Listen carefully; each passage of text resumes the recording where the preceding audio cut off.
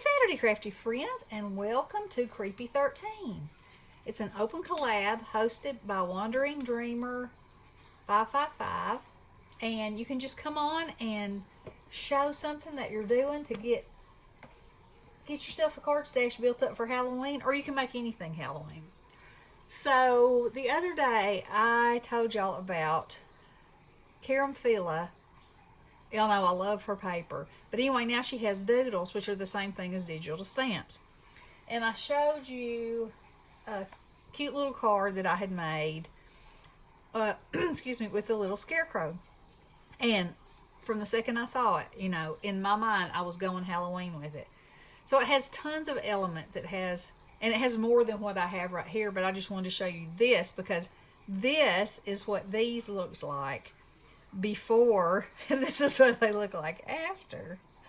So you get the little scarecrow, and she doesn't have anything in her hands, but then there's these garden tools, and there's signs, and then there's these little garden cloches, and there's a little potting shed, and there's her.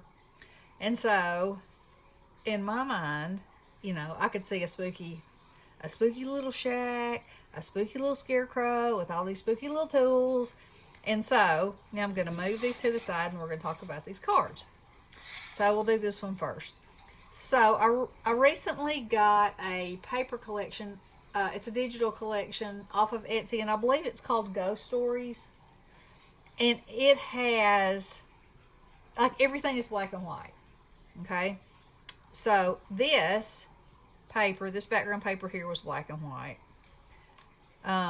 This tree trunk that's actually skeletons, Mr. Bones, was black and white. And these leaves, which are all different Halloween colors, are skulls. They were black and white and gray. So the first thing I did was I got them the size I wanted them. I combined them the way I wanted them, which is like they are here. You can see that. This one is a little smaller. I made it smaller because I wanted to fit the tree on there. And so I printed this paper, and then I took my Color Hive inks and kind of made it an ombre of spooky colors. And then I ran it through my printer with this image and printed it over the top of it. Okay, so because I already had it colored underneath, making her stand out like I wanted to, I had to use Prismacolor colored pencils because that will color over a lot. I mean, it won't be as brilliant as it would have been on white, but it covers up a lot. And then I also used some gel pens on the tools and to highlight, her little outfit.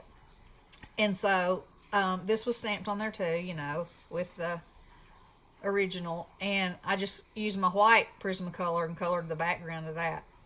And then these, I took my little finger cutter and I cut out the insides of all of them, and I slid the skull paper behind it so it looks like these are full of skulls. And she has her little dastardly tools in her hands. Who knows how those got in there, right? So that's my first one. Oh, and I mounted it on a black cardstock and then this fabulous bright yellow glitter paper because it just brought out the sparkle and the creep in it all. And I did make a little shading underneath them to kind of ground them to the bottom of the card. I absolutely love it. Okay, so then there's this one. So with it, it was just printed on white like this. And so the first thing I wanted to make sure that I could do to make myself happy was turn this potting shed into a creepy house. So I put a porch on it and a chimney and a window here, and that's the post to the porch, which you can't even really see, but I know it's there, so I don't know. I know it's there. So anyway, so I got that like I wanted it. I used Prismacolors, and then in this doorway, I wanted to make it look like there was no door there, that it was just an open black building. So I colored that in with a magic marker, black magic marker. And then I took my clear gel pen that's glitter and made a ghost and gave it eyes and a creepy mouth with some stickles. And then I had drawn a window up here, black in the back of it, and these are little clay pieces that are eyeballs looking out. And then I had this Martha Stewart punch that's blood drips, so I stamped some of it out in red foil and put it like it's just running out of the house. And I colored her in Halloween colors.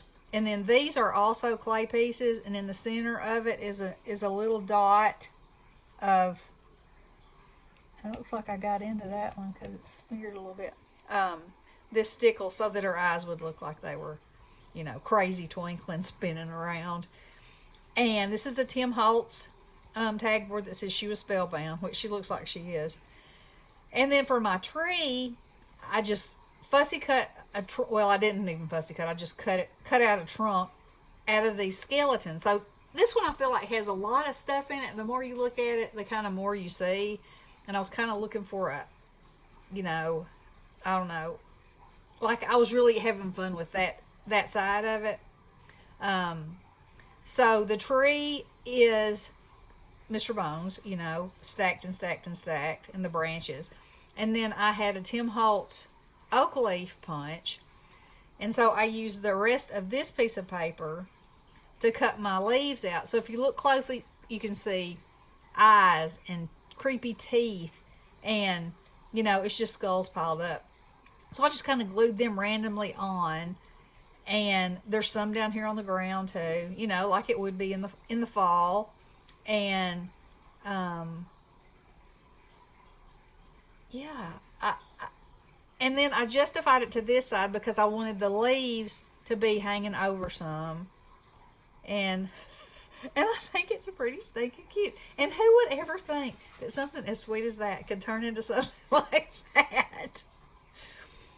That's why I love digital stamps. Well, anything that I can transform, you know, I love for things to have more than one purpose. So I have this completely adorable potting shed set up, and then I can do other things with it. And I can use any of these elements singularly on anything, you know. So that is my Creepy 13 for this week, for this month, I'm sorry. I hope y'all enjoyed it. I had so much fun. I felt like the more I started doing with the detail on this one, the more I wanted to do, and I really like it. And I love the fact, I love these trees in this background. I love these skulls looking out of there. I just think they're fun. So anyway, y'all, I will list Wandering Dreamers link in the description box. Y'all join us, follow the hashtag. There's lots of amazing ladies creating amazing creepy stuff, and it's fun. So I hope you enjoyed it, and I hope you have a wonderful weekend. Love you guys. Blessings.